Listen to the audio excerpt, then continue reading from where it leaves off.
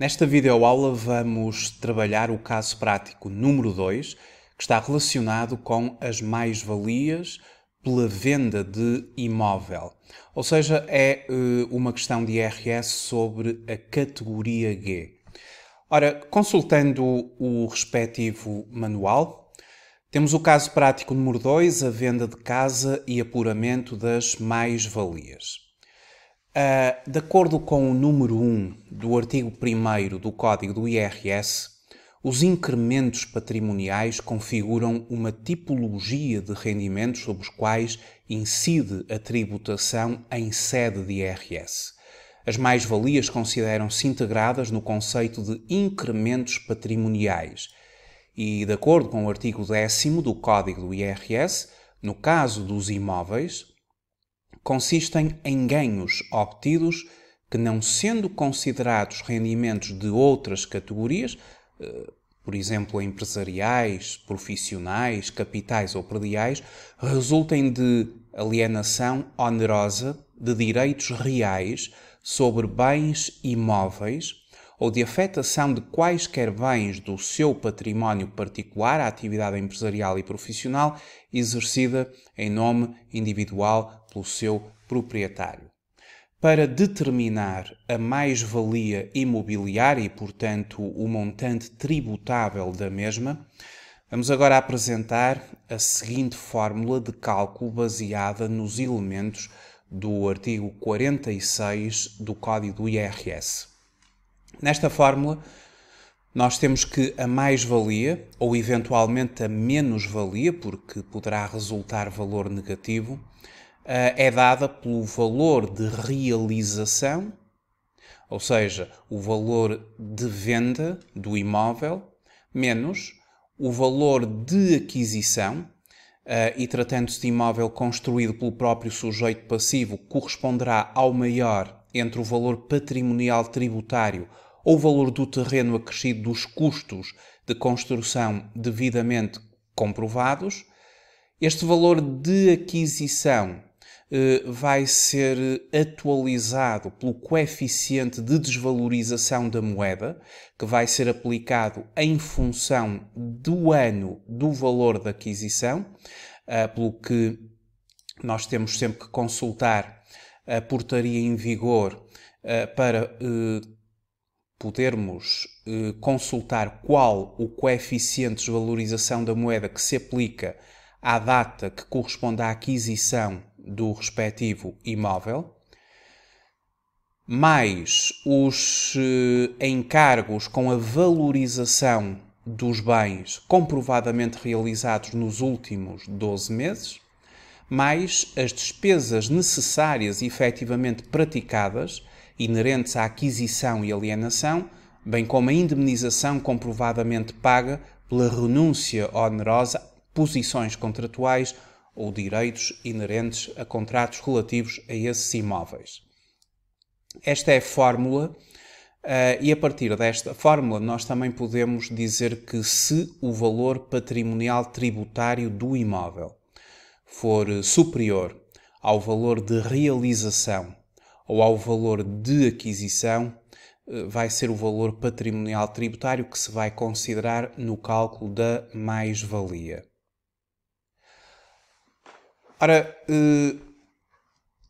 em relação aos números 5 a 7 do artigo 10º do Código do IRS, expressam uma delimitação negativa no que respeita aos ganhos provenientes da transmissão onerosa de imóveis destinados à habitação própria e permanente do sujeito passivo, ou do seu agregado familiar no caso de reinvestimento do produto de alienação em imóvel com o mesmo fim, ou seja, para habitação própria e permanente do sujeito passivo.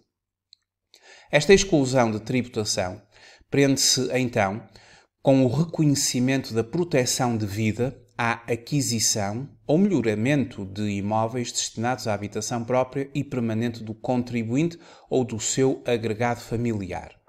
Isto significa que são excluídos de tributação os ganhos provenientes da transmissão onerosa de imóveis destinados à habitação própria e permanente do sujeito passivo ou do seu agregado familiar, desde que se verifiquem cumulativamente as seguintes condições: o valor de realização, portanto, o produto da venda, deduzido de amortização de eventual empréstimo que tenha sido contraído para a aquisição do imóvel, seja reinvestido na aquisição da propriedade de outro imóvel, ou de terreno para construção de imóvel, ou respectiva construção, ou na ampliação ou melhoramento de outro imóvel exclusivamente com o mesmo destino, situado em território português ou no território de outro Estado-membro da União Europeia ou do Espaço Económico Europeu, desde que neste último caso exista intercâmbio de informações em matéria fiscal.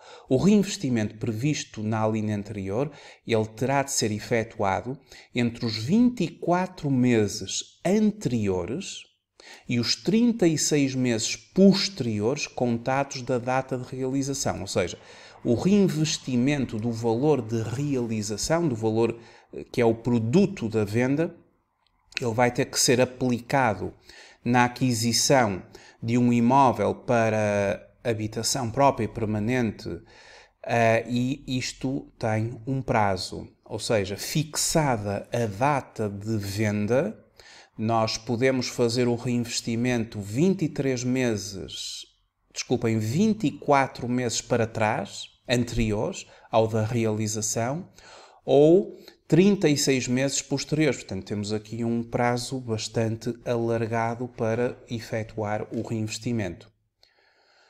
O sujeito passivo manifesta a intenção de proceder ao reinvestimento, ainda que parcial, mencionando o respectivo montante na declaração de rendimentos relativa ao ano de alienação. Se o sujeito passivo não manifestar intenção pelo reinvestimento, metade do valor da mais-valia será objeto de englobamento para a formação do rendimento líquido total. Portanto, se existir esta manifestação pelo reinvestimento e o valor total, ou seja, o valor total do produto da venda vai ser reinvestido numa habitação própria e permanente, a mais-valia goza de isenção. Se não existir essa mesma manifestação, então a mais-valia vai ser englobada em metade, 50% da mais-valia. Se o sujeito passivo manifestar intenção pela aplicação de todo o valor de realização, conforme eu acabei de dizer, na aquisição de casa para fins de habitação própria e permanente, isto determina o chamado reinvestimento total, o valor da mais-valia goza de isenção.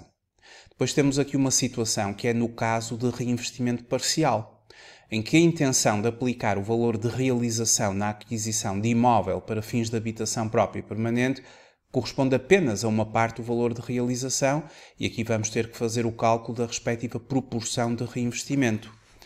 É exatamente o exemplo prático que eu vou dar. Vamos ter que trabalhar aqui esta mesma questão, que é a questão mais complexa das três possibilidades, porque se o sujeito passivo não manifesta intenção pelo reinvestimento, ou seja, ele recebe o valor da venda do imóvel e durante aquele prazo ele não vai reinvestir esse mesmo produto da venda, isso significa que metade do ganho, metade da mais-valia apurada é objeto de englobamento. Portanto, esta é a situação que vai produzir o maior valor para efeitos de tributação. No caso concreto aqui destas mais-valias, elas são englobadas em metade do seu valor. Depois a outra situação, conforme eu já tinha referido, é haver uma manifestação pela intenção de fazer um reinvestimento total. E nesse caso, a mais-valia fica isenta. E depois existe aquela situação, digamos que joga com as duas anteriores, em que o sujeito passivo recebe um valor pela venda do imóvel e apenas uma parte desse valor ele vai utilizar para aplicar na aquisição de uma casa para fins de habitação própria e permanente, e aí vamos ter que calcular uma proporção para vermos em que medida a mais-valia é tributada. E por isso temos aqui um caso prático onde vamos ter a oportunidade de fazer esse mesmo cálculo. A Mariana vendeu, no ano de 2019, pelo valor de 175 mil euros, uma moradia destinada à sua habitação própria e permanente que havia construído em 2005 num terreno herdado do seu pai. A referida moradia teve um custo de construção de 90 mil euros e foi inscrita na matriz pelo valor patrimonial de 120 mil. Com o produto da venda, a Mariana pagou o remanescente do empréstimo bancário, que ainda tinha em dívida, no valor de 25 mil euros, e adquiriu uma segunda moradia para a habitação própria e permanente por 300 mil euros, tendo solicitado o empréstimo a um banco no valor de 180 mil euros. Sabe-se ainda que pagou 5% de comissão a uma agência pela intermediação na venda da habitação. Estes são os dados. A Mariana, ela terá de declarar esta operação na sua declaração modelo 3 do IRS e no respectivo anexo G. O anexo G ao modelo 3, a quando da apresentação da declaração modelo 3, é o anexo para as mais-valias e outros incrementos patrimoniais. E os elementos sobre a alienação onerosa de direitos reais sobre bens imóveis, conforme o artigo 10º, número 1, alineado do Código do IRS, eles são declarados no quadro número 4, onde se inscreve os elementos da realização, ou seja, da venda, o ano da venda, o mês da venda, o valor da venda, os elementos da aquisição, na altura da compra, em que ano foi comprado, em que mês foi comprado e qual o valor da compra, e depois as despesas e encargos inerentes à operação.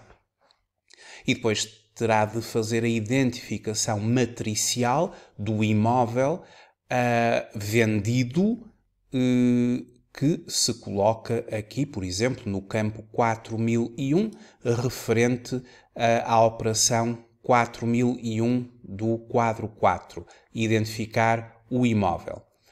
Quanto às manifestações de intenção pelo reinvestimento, elas deverão ser feitas no respectivo quadro 5, onde temos a intenção de reinvestimento e a definição depois dos respectivos prazos.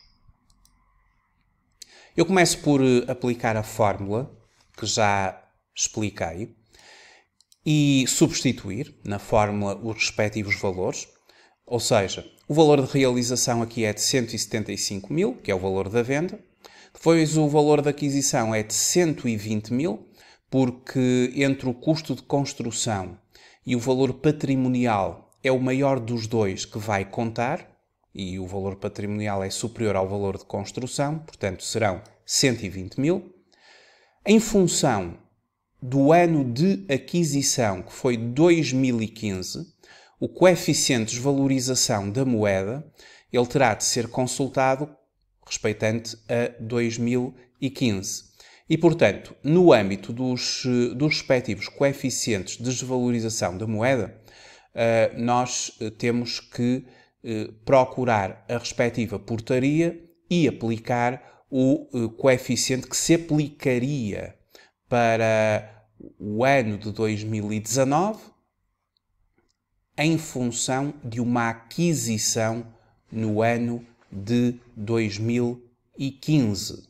Desculpem, no ano de 2005. No ano de 2005, uma vez que este imóvel ele foi construído em 2005. Voltando então à portaria, nós temos que para 2005 o coeficiente é de 1.20, 1.2, 1.20, portanto esse é o coeficiente que nós vamos utilizar. Relativamente aos chamados encargos com a valorização dos bens comprovadamente realizados nos últimos 12 meses, aqui não houve nada. E quanto às despesas necessárias, efetivamente praticadas, inerentes à aquisição e alienação, os dados referem que foi paga 5% de uma comissão ou uma agência pela intermediação na venda da habitação e, portanto, 5% do valor de realização dá 8.750. Este é o valor que vamos considerar aqui nesta variável. Ora, por aplicação da fórmula, nós chegamos ao valor de 22.250 euros. Este é o valor da mais-valia. É um valor positivo, ou seja, tem sinal mais. O valor de venda é superior a todo este montante que vai subtrair e, consequentemente, temos uma mais-valia. Pelo que, a partir do momento em que nós apuramos uma mais-valia, aquilo que vamos ter de saber é quanto da mais-valia a autoridade tributária vai englobar para efeitos da determinação depois do rendimento líquido total e do rendimento coletável. Se não existisse nenhuma manifestação pela intenção do reinvestimento, metade deste valor seria objeto de englobamento, 11.125. Se existisse a manifestação por reinvestir a totalidade do valor de realização, mas também temos aqui uns empréstimos que já vamos ter que analisar, mas havendo uma manifestação por reinvestir o valor integral, isso significa que a mais-valia goza de isenção. Só que nós aqui temos uma situação algo peculiar neste caso, porque temos aqui empréstimo que é pago, empréstimo que é obtido e depois temos que aplicar aqui uma fórmula para calcularmos uma proporção, que é a chamada percentagem de reinvestimento.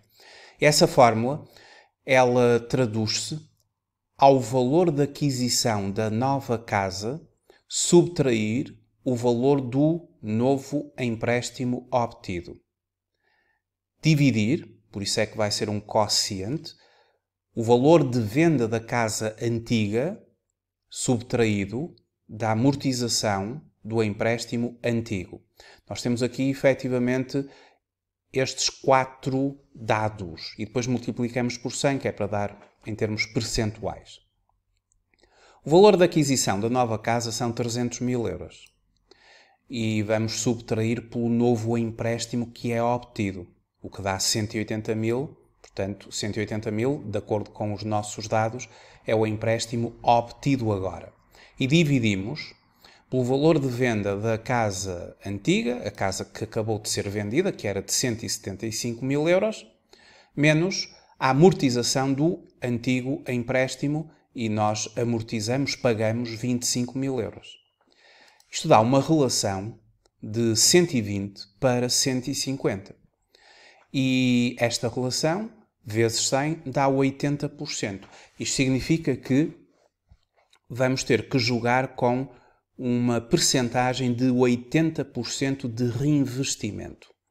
Obviamente que nesta relação entre numerador e denominador, quanto maior o numerador, tanto melhor.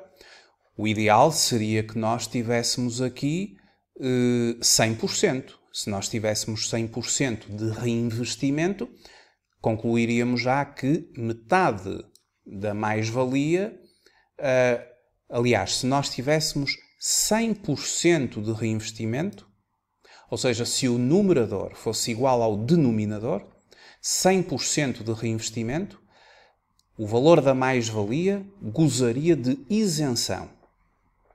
Mas nós não temos 100% de reinvestimento, temos 80%.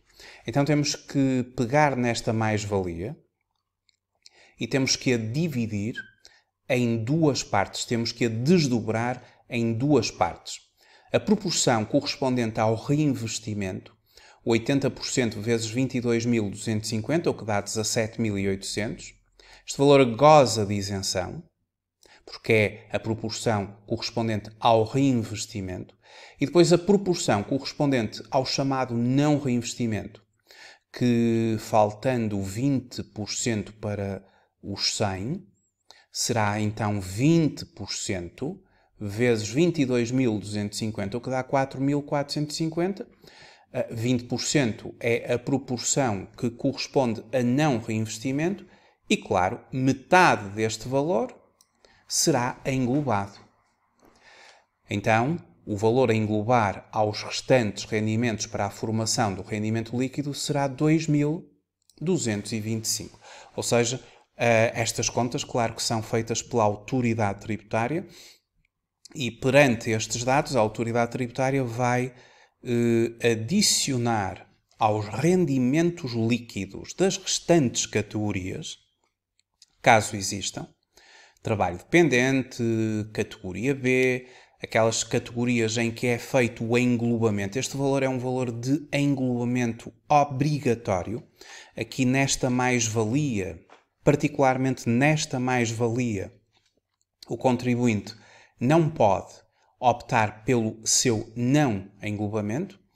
Aqui, no caso das mais-valias, pela alienação de bens imóveis, efetivamente elas são de englobamento obrigatório. Este valor será adicionado aos respectivos rendimentos líquidos das outras categorias para depois, no seu conjunto, ficarem sujeitos às taxas gerais do artigo 68 do Código do IRS.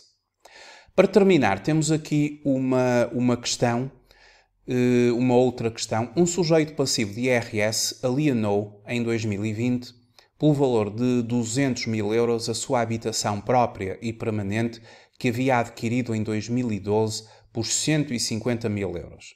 Suportou encargos com a aquisição e alienação no valor de 10.000 euros.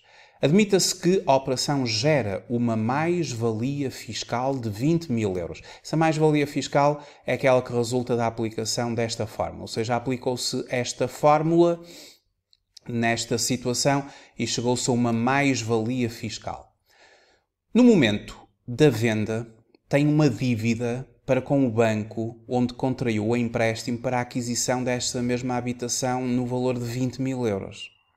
Sabendo que o valor patrimonial tributário do imóvel é inferior aos valores de compra e venda, acima referidos, o valor a reinvestir para que possa usufruir da exclusão de tributação, a que se refere o número 5 do artigo 10º do Código do IRS, é a linha A, 20.000 euros, a linha B, 30.000 euros, a linha C, 180.000 euros, a linha D, 200.000 euros. O valor de alienação é de 200.000 euros. Este é o valor de venda da casa. E nós vimos aqui nesta proporção que o valor de venda da casa antiga é deduzido de uma amortização do empréstimo antigo, para efeitos do caso concreto, uma vez que, considerando que esta dívida que contraiu para empréstimo ao banco e que agora pagou, vamos considerar aqui que pagou 20.000 euros, esses 20.000 euros são descontados, são subtraídos aos 200.000 e então, para que possa usufruir da isenção, é obrigado a reinvestir 180.000 euros na aquisição de habitação própria e permanente e assim a mesma gozará da respectiva isenção. A resposta certa é a C, são 180.000 euros. Muito obrigado por ter assistido a esta videoaula. Voltamos a seguir com mais um caso prático.